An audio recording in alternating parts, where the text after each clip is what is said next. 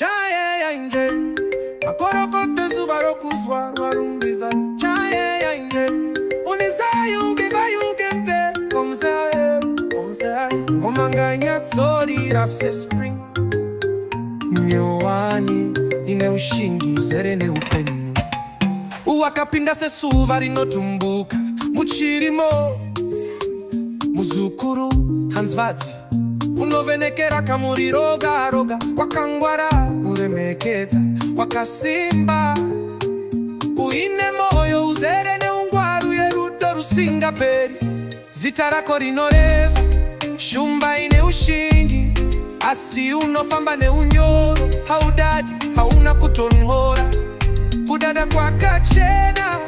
Kusimba pa kufamba Unoenderana nezi mimurore kudenga Rudo wangwari ndiro runo kutungamirira Chaya yanje nika yose inofanira kukuziva Chaya ya yurumbizae Une moto we shumba mukati mako Uri mukaze kakwana Unomira wakasimuka uchifaka koro yedenga Ngati pembelele iwe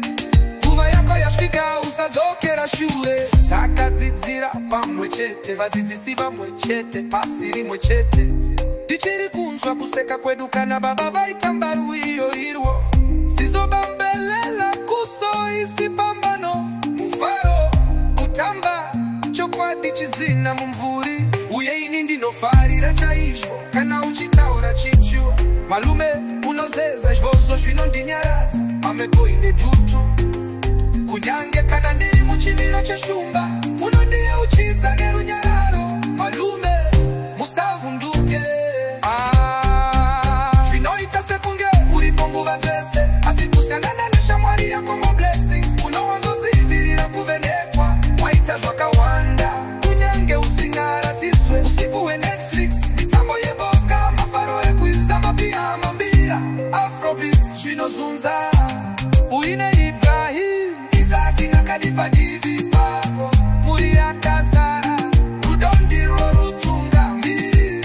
Disarema naitaimi Motspata une wamanda yako Pasipa mapapiro ake Wakachengetezwa zvachose Pasipa nembira yakadzikama Chiuru chingawira kurutivi rwako Chiuru gumi kurujiri rwako Asi hazvizosvedere kwauri Wakachengeteka angel Wakasimba uye unodikanwa zvikuru Makorokoto rumbizai Ngiro singajunze rumbidzo dzako Benya Angelica Wamutsa moyo mizhinji nerudo Wakapa muchirimo Zvino wava kutumbuka zuva nezuva Chaya angel Iyi ndiyo nyanyo yako kwa upenyu hose Chaya angel Chaya angel Chaya irumbizai Malume alo shikudza Saka mapapiro kungata kure